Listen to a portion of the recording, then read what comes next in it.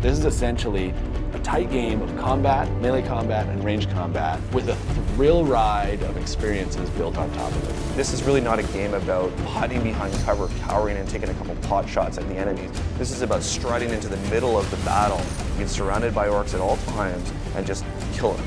In this game, you'll have very little downtime. Enemies are always all around you. You'll be making snap decisions between, I need to cut through this guy here. There's another guy coming from over there, I need to shoot him. It's a bloodfest.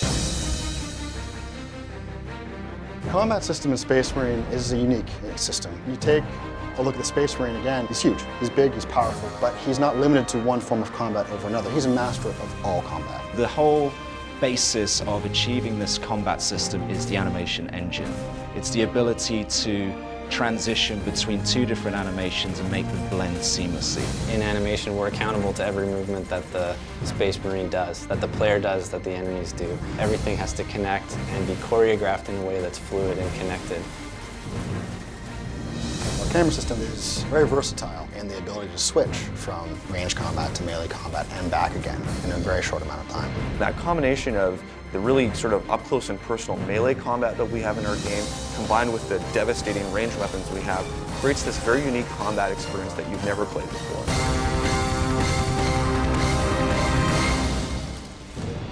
In Space Marine, the quickest way to regenerate your health is to stay in the fight, pulling over-the-top execution moves.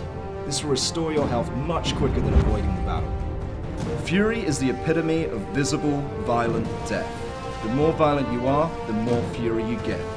This allows the player to control the battle using ranged or close combat moves.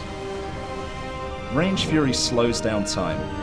It allows the player to pick off the enemies and perform that incredibly satisfying headshot. When you're in the thick of the fight and you're overwhelmed on all sides, Close Combat Fury allows you to clear the area and take out many enemies at once. If you use Close Combat Fury effectively, you'll destroy those smaller enemies while stunning the larger ones, giving you enough time to deliver that final brutal blow.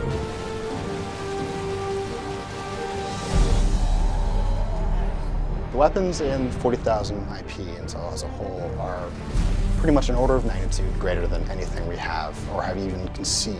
The player starts with basic weaponry, a ranged weapon, a melee weapon. As the game progresses, we unlock new abilities, new upgrades, and new weapons for the players. In Space Marine, we have the las cannon, which is this huge energy sort of laser pole that burns these giant holes through armor. We've got the plasma gun that you can charge up and fires these sort of little mini nuke plasma bombs. We've got the heavy bolter, which is basically like a big Gatling cannon, and it's so powerful that when you hit enemies, they just kind of disappear into these mists of blood.